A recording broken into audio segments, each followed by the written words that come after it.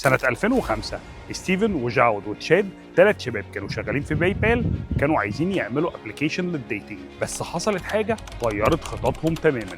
في يوم من الأيام كانوا حاضرين حفلة وصوروا فيديو، ولما رجعوا كانوا عايزين يشيروا الفيديو ده مع أصحابهم، بس الموضوع كان صعب جدا، مفيش أي موقع عارفين يرفعوا عليه الفيديو من غير تعقيد. وعشان كده فكروا في فكرة، ليه ما نعملش ويب سايت الناس تقدر تشير عليها الفيديوهات بتاعتها ويتفرجوا عليها في نفس اللحظة. وبدأوا شغل على الويب سايت دي وخلصوها في نفس السنة وسموها يوتيوب.